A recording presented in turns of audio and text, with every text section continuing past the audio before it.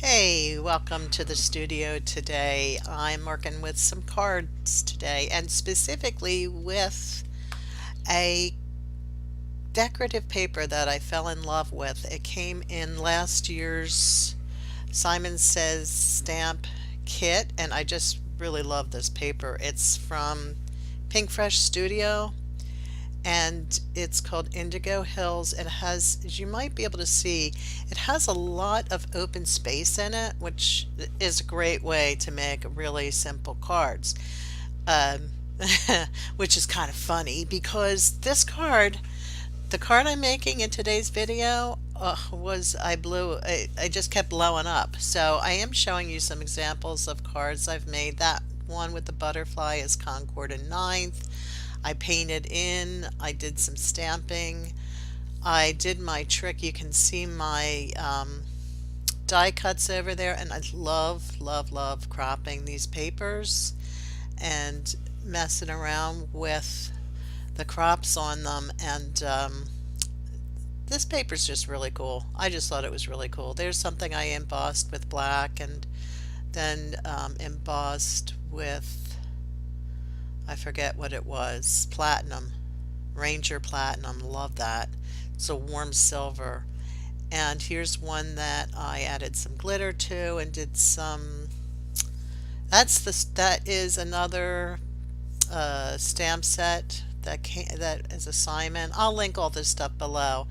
And I thought this happy birthday sentiment would be fun. It's kind of funky and fun. And I do love the stamp set that came with that kit. It's called Handwritten Florals, I think. Real pretty set that was. Now I am moving that. We're not going to do what I tried. Hot pink didn't work, people. Didn't work. Looked terrible. But anyway, let's go on from here. This is a card I had gotten to the almost finished point, and I just decided I wanted to add some green to the leaves. So another really nice thing with this paper is you can leave things that's actually stamped, and I do like it. I did like it without the color, but then I decided it needed a little more color in it. And so I did add some, I think that's called shadow green. I'll link all that down below too. And just added a little bit of, to add just a little bit of dimension, added a little dark green, and then going back in with that lighter green just to blend them together. I wouldn't use too much blending on this since it is decorative paper. It's not really meant to be heavy watery washes or anything like that. So keep it dry and easy. And I had put some gold paint in the center of the flower, and then I do go ahead and add some color to that flower.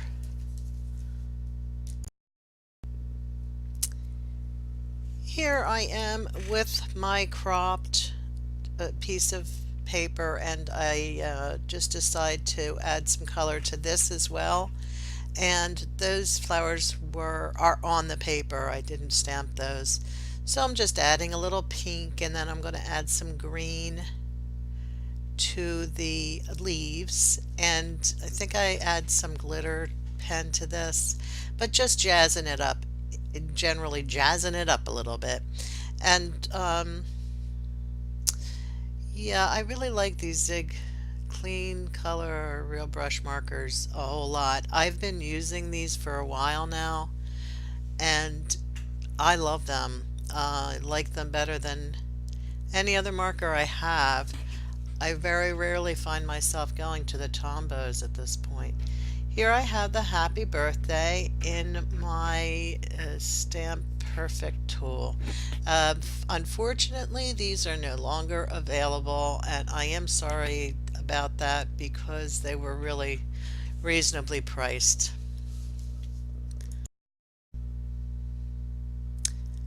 Just stamping that down and rubbing it in, and as usual I needed to print again. I'm not the best stamper, but you can use that other stamping tool. It's really cheap, and you know what? It works really well. That's what I always used before I decided to splurge on the Misty, and then I nabbed one of those Hampton presses. Real nice, but hey, what are you gonna do? Now I have a Bolzer Bits out. I love these little things. They're just great little stencils or masks, and some sponge sugar, and I'm just gonna do a little bit of stenciling, and I am using that tonic brush. I think there are more brushes available now. I just happened to find these from Tonic. They're a little less expensive. I think they come in a pack of 6 or 3. So the clarity brushes are seem really nice, but they're super pricey, and I would like to get some. But anyway, so I'm just moving that little stencil slash mask around a little bit, and this is probably where this card went wrong. I just started adding too much stuff. I didn't stop. I just didn't stop. And although I like this effect right now at this point, I think it's looking pretty fun, and I wanted a funky look. And sometimes when you're going for something, you need to go for it. And that's what I did.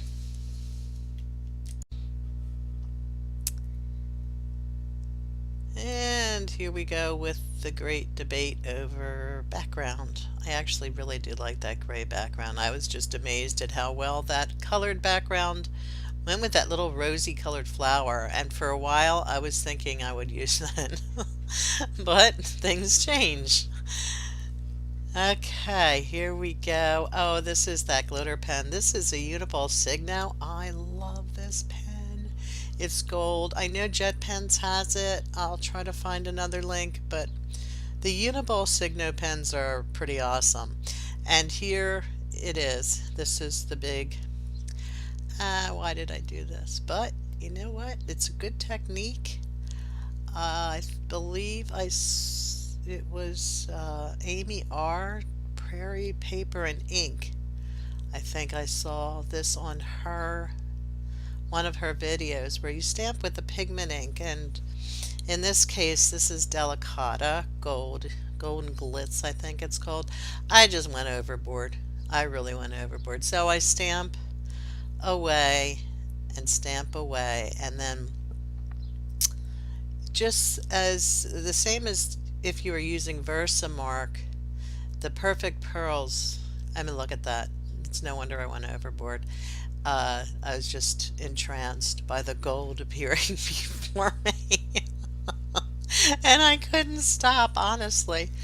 Isn't it beautiful? It's just so darn glimmery and beautiful. And I added too much. I did. I added too many little thingies. But you know what? See? No good, no good. Too many, too crazy. Needs something to tie it together. So this is when you gotta get really creative. When you had too much fun watching the gold glitz, go over the Delicata. I am hammering this down pretty good to that gray cardstock. And you can see I have some pieces of that decorative paper sitting off to the left there.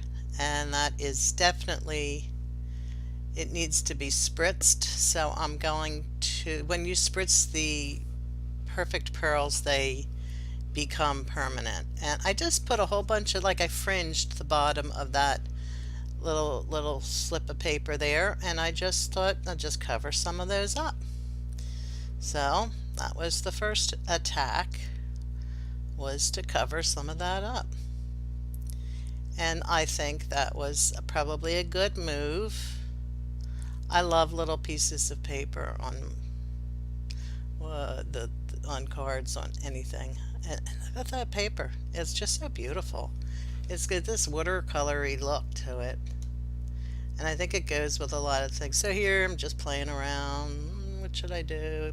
Pull one up, put another down, that kind of thing. So I kind of mess around with this a little bit and till I'm happy with that.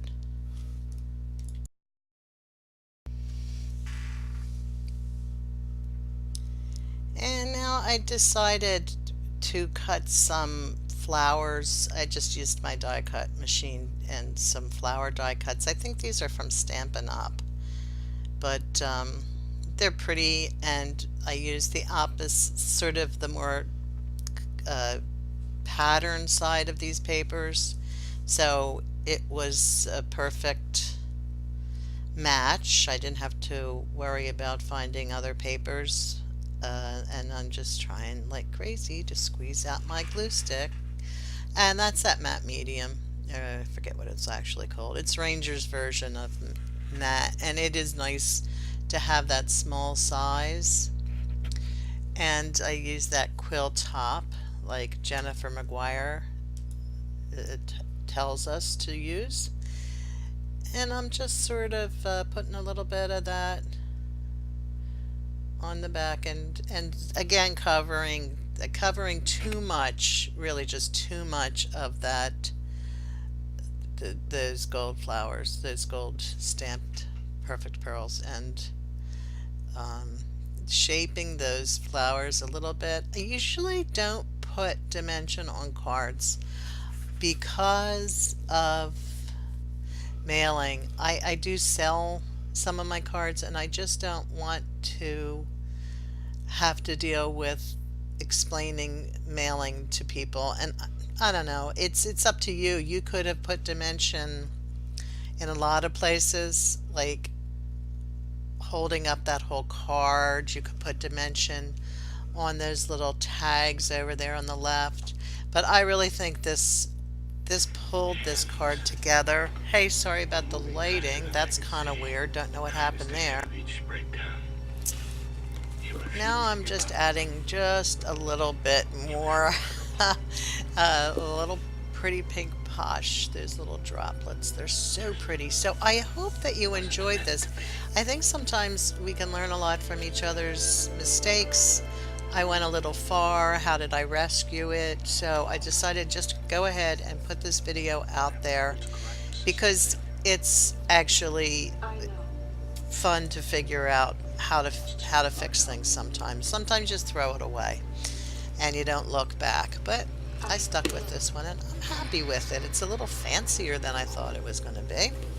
But anyway, thumbs up if you like this video, and please subscribe. That really does help my channel a lot. Here's some other cards I made with this. I made a ton of these. So I hope you enjoyed this, and I will see you guys soon.